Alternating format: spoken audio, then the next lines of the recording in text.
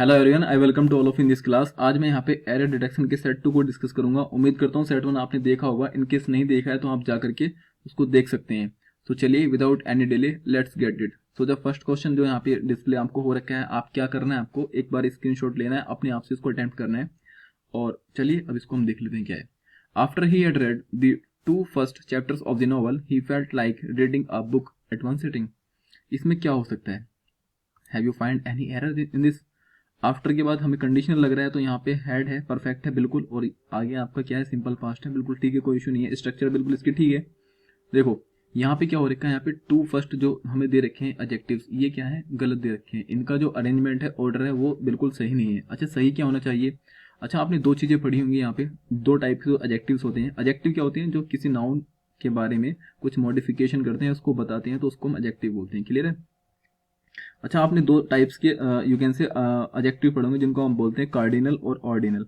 One second, let me right here, sorry. Cardinal adjectives और दूसरा होता है हमारे साथ यहाँ पे ऑर्डिनल एडजेक्टिव्स।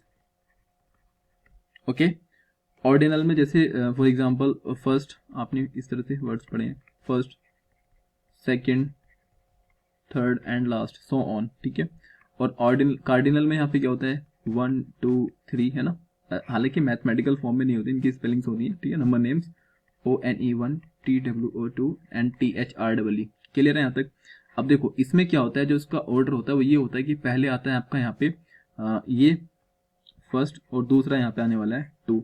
मीन्स कि पहले आएगा आपका यहाँ पे ऑर्डिनल, और उसके बाद आता है यहाँ पे सेकेंड नंबर पे आपका कार्डिनल। ठीक है। ओ पहले आता है ऑर्डिनल, और कार्डिनल बाद में आता है। तो ये इसका जो सही सीक्वेंस होगा वो होगा after he had read the, यहां से आपका बनने वाला है फर्स्ट 2 आएगा, ना कि 2 फर्स्ट। ओके, आई होप ये चीजें आपको यहाँ पे क्लियर होंगी। कार्डिनल्स क्या होते हैं और ऑर्डिनल क्या होते हैं, ये चीजें भी आपको यहाँ पे क्लियर हो गई होंगी। ओके, अब नेक्स्ट सेंटेंस की हम तरफ मूव करते हैं। सेकेंड। ओके, अब आप इसको पढ़ेंगे ध्यान से और बताएंगे इसमें क्या एरर हो सकती है। If it is not tomorrow we will go skating. अगर कल बर्फ गिरती है, स्नो होती है, तो हम स्केटिंग के लिए जाएंगे। ये क्या है, आपका कंडीशनल सेंटेंस का एक एग्जांपल है। अच्छा, कंडीशनल सेंटेंस क्या होती है? सबसे पहले let me right here, conditional sentence. इसमें क्या होता है, आपको 2 क्लोज मिली होती हैं, और इसके लिए कुछ कंडीशनल वर्ड भी दिए होते हैं, है ना। क्या होते हैं?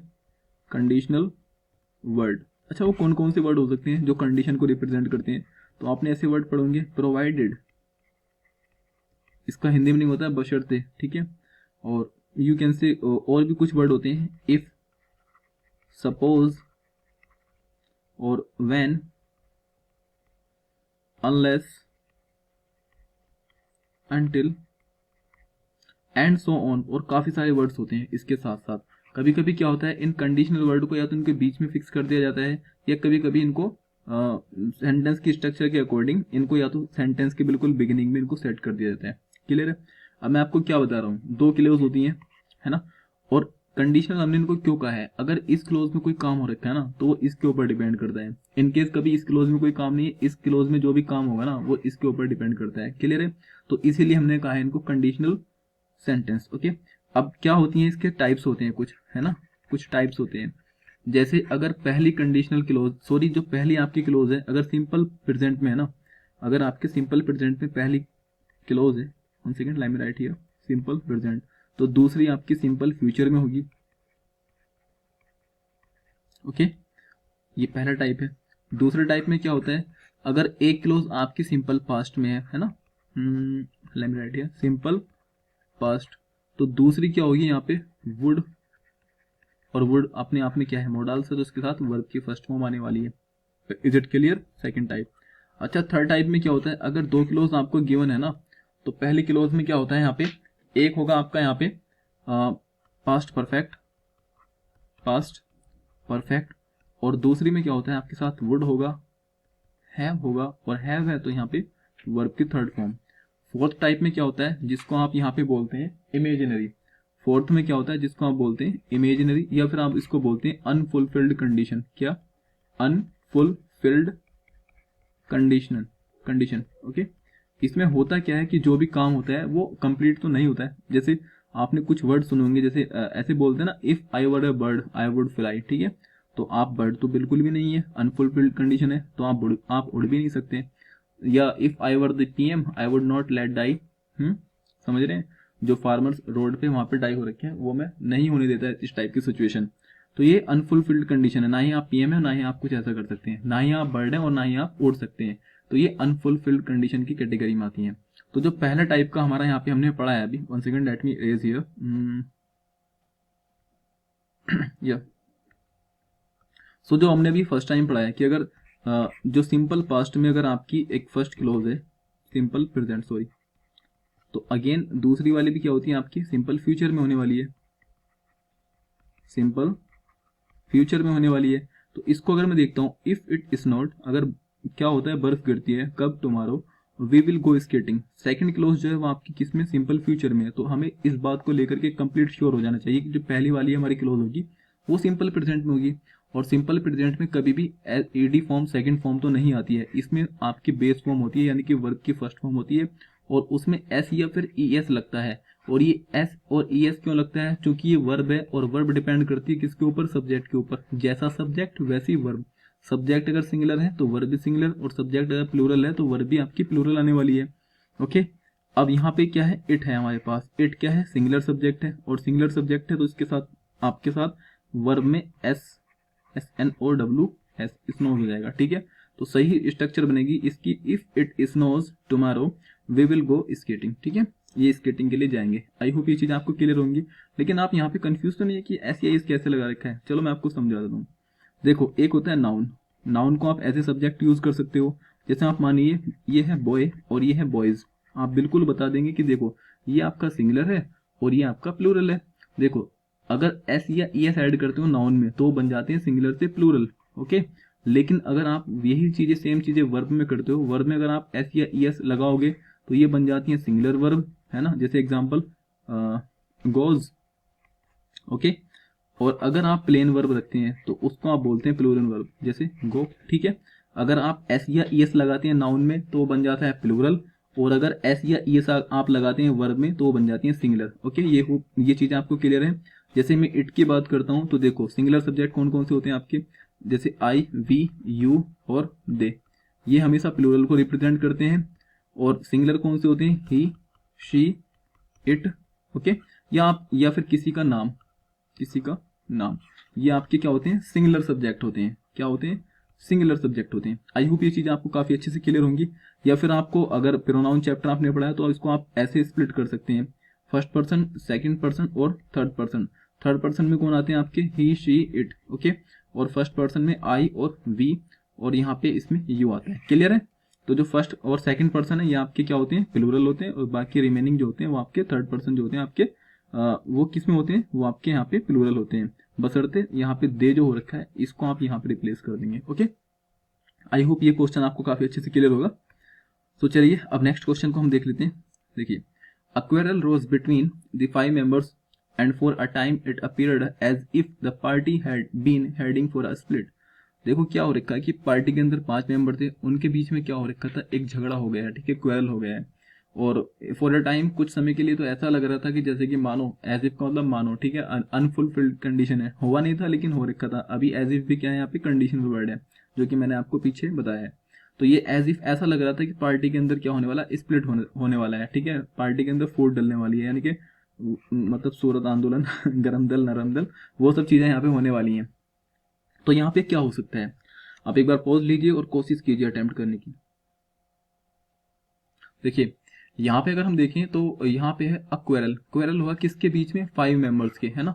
और इसके लिए हमने एक प्रीपोजिशन यूज किया बिटवीन। ओके, अब 2 प्रीपोजिशन होती है हमारे पास, एक होती है बिटवीन। ओके, एक होती है बिटवीन और एक होती है अमंग, AMONG। ठीक है, बिटवीन का मीनिंग यहाँ पे क्या होता है, जब आप कोई भी चीज 2 पर्सन के बीच में होती है, सपोज कीजिए मैं कहूँ, और हाँ बिटवीन के साथ एक पेयर होता है एंड, ये ध्यान रखिए आप। मैं कहूँ divide this Apple, divide this apple between Ram and Shyam, Ram and Shyam। Okay, अब देखो बिटवीन के साथ एंड का पेयर लगा है, बहुत बढ़िया। राम और श्याम 2 बंदे हैं, इनके बीच में एप्पल को बांटना है, तो हमने बिटवीन का यूज किया था। लेकिन अगर आप यहाँ गौर से देखें ना, तो यहाँ पे क्या है, 5 मेंबर्स हैं, ठीक है। तो क्या 5 मेंबर्स के साथ बिटवीन लगाना फिजिबल है? बिल्कुल भी नहीं है, और यही इसमें एक बहुत बड़ी गलती है, ठीक है। तो यहाँ पे आप बिटवीन को रिप्लेस करेंगे अमंग से, यहाँ पे आप यूज करेंगे quarrel rose among the 5 members of the party, ठीक है। तो यहाँ पे बिटवीन को हटा करके आप यहाँ पे अमंग को लिख लेंगे, ठीक है। लेकिन इसके साथ एक इसका एक्सेप्शन है, अपवाद, जो आपको याद रखना है कि बिटवीन आप यूज कर सकते हैं, ठीक है, उन सब चीजों के लिए अगर कोई चीज के बीच में म्यूचुअल रिलेशन हो, ठीक है। मान लीजिए कोई कंट्री है, उसके साथ आप क्रिकेट खेलते हैं, सपोज कीजिए अभी आप क्रिकेट खेलते हैं, जैसे हमारी इंडिया टीम है और वो अगर मैच खेलती है ओमान के साथ, ठीक है, पाकिस्तान के साथ, श्रीलंका के साथ, ठीक है, और भी अदर कंट्री हो सकती हैं। अगर इनके बीच में हमारा म्यूचुअल रिलेशन है तो हम खेल सकते हैं, the match will be played between Oman, Afghanistan, Pakistan, Indonesia and so on, ठीक है। लेकिन बशर्ते कंडीशन वही है कि अगर म्यूचुअल रिलेशन है, अदरवाइज बिटवीन सिर्फ 2 के लिए यूज करते हैं और अमंग जो है वो आपका 2 से ज्यादा के लिए यूज करते हैं। आई होप ये चीजें भी आपको काफी अच्छे से क्लियर होंगी। नेक्स्ट सेंटेंस की तरफ हम मूव करते हैं। नेक्स्ट सेंटेंस है हमारे यहाँ पे, make haste lest you should not miss the train. क्या आपको सही लगता है सेंटेंस? देखिए, चलो मैं बताता हूँ इसमें क्या होता है। एक वर्ड दे रखा है यहाँ पे, मेक हेस्ट। हमेशा जब यहाँ पे एक हो रखा मेक हेस्ट का मतलब क्या होता है, जल्दी कीजिए। लीस्ट का मतलब कहीं ऐसा ना हो कि you should miss the train, कि कहीं आपकी ट्रेन ना छूट जाए। लीस्ट के साथ हमेशा शुड का पेयर होता है, बिल्कुल। और शुड क्या है, अपने आप में यहाँ पे एक तरह की मोडाल होती है, तो इसके बाद हमेशा वर्क की फर्स्ट फॉर्म तो आनी वाली है। तो कभी कभी एग्जामिनर क्या करता है, वो मजे लेता है और वो आपके साथ कभी, देखो लीस्ट के साथ क्या करेगा, पहली बात तो यहाँ पे नोट नहीं आने वाला है, क्योंकि अपने आप में लिस्ट अपने आप में एक नेगेटिव वर्ब हो जाता है। कहीं ऐसा ना हो, सपोज कीजिए आपके फोन में नया एप्पल का आईफोन आपके हाथ में है, तो आप बोलते हैं किसी और को फोन को हाथ में देते हुए कि भैया संभाल के फोन लेना, कहीं ऐसा ना हो कि ये गिर जाए, ठीक है। तो वही सिचुएशन यहाँ पे क्रिएट हो रखी है, least you should not miss the train. तो पहली बात तो लिस्ट के साथ नॉट बिल्कुल भी नहीं आता है, सिंपल सेंटेंस होगा make haste lest you should miss the train. Okay, तो एग्जामिनर यहाँ पे गूगली करेगा आपके साथ। दूसरा टाइप में क्या करता है कि कभी कभी आपके साथ यहाँ पे वुड दे देगा वो, जो कि गलत होगा। लिस्ट के साथ हमेशा शुड ही आता है, ठीक है, मोस्ट ऑफ द केसेस में। तीसरा टाइप में क्या करता है कि शुड, हमें पता है मोडाल इसके बाद वर्ब की फर्स्ट फॉर्म लगने वाली है, तो कभी कभी यहाँ पे मिस ना कर करके वो मिस्ड कर देगा, MISSED। अगेन गलती नहीं, गलता है, ठीक है, ये भी गलत है। तो सिंपल जो स्ट्रक्चर है वो ये होने वाली है, make haste lest you should miss the train, ठीक है। ना कि नॉट आने वाला है, ना कि मिस्ड आने वाला है, और ना ही वुड या कुड भी आने वाला है, ठीक है। आई होप ये भी आपको क्लियर होगा। लास्ट सेंटेंस हम यहाँ पे देखते हैं। Okay, 1 second. Many of us do not no okay swim at all. हम में से काफी नहीं जानते। देखो यहाँ पे एक रूल भी बन जाता है, मैनी के बाद अगर कोई प्रीपोजिशन है तो फिर यहाँ पे अस आने वाला है, जो कि प्लूरल सब्जेक्ट है, और प्लूरल सब्जेक्ट है तो प्लूरल ही वर्ब आने वाली है। क्लियर है? आगे क्या है, डोंट नो। नो के बाद अब देखते हैं यहाँ पे ये वर्ब हो गई। क्या क्या नहीं जानते हैं, टू स्विम तैरना। देखो टू के बाद स्विम है, यानी कि टू के बाद वर्ब की फर्स्ट फॉर्म है, बिल्कुल ठीक है स्ट्रक्चर। इसी को आप क्या बोलते हैं, इन्फिनेटिव। क्या बोलते हैं आप इसको, इन्फिनेटिव। ओके, ये भी बिल्कुल ठीक है। अब यहाँ पे देखिए, many of us do not know. अब अगर नो दे रखा है ना कहीं पे, तो नो के जस्ट बाद आपको ऐड करना होता है क्वेश्चन वर्ड। क्या क्वेश्चन वर्ड कब ऐड करना होता है, अगर इसके बाद इन्फिनेटिव दे रखा हो। तो बिल्कुल यहाँ पे इन्फिनेटिव दे रखा है नो के बाद, तो टू प्लस वर्ब की फर्स्ट फॉर्म, यानी कि टू स्विम तैरना। हम में से बहुत से लोग नहीं जानते कि तैरा कैसे जाता है, ठीक है। तो इसके लिए नो के जस्ट बाद आप क्वेश्चन वर्ड ऐड करेंगे। अच्छा, क्वेश्चन वर्ड कौन कौन से होते हैं, जैसे व्हाट है ना, why, how, where, when and so on, ठीक है। तो अब इसका हिंदी मीनिंग क्या रखा कि मैनी ऑफ अस, हम में से कुछ नहीं जानते कि तैरना कैसे कैसे तैरा जाता है। तो कैसे के लिए यहाँ पे लगाएंगे आप हाउ, HOW। अगेन ये क्या है, क्वेश्चन वर्ड है। तो स्ट्रक्चर बनेगी कि many of us do not know how to swim at all, ठीक है। हम में से कुछ को नहीं पता कि तैरा कैसे जाता है। ओके, सो ये कुछ यहाँ पे 5 क्वेश्चन थे जो मैंने आपके साथ डिस्कस करने थे। इनकेस अगर चीज़ें आपको अच्छी लगी हैं तो आप ये लाइक शेयर वगैरह जो चीज़ें होती हैं वो कर सकते हैं। कुछ और तो नहीं है, बस एक मोटिवेशन चीज़ें मिलती हैं, आप इसको कर सकते हैं। और कोई भी अगर डाउट है या कुछ भी आप मालूम करना चाहते हैं तो कमेंट सेक्शन आपके लिए खुला है और इसको कर सकते हैं। So thank you so much.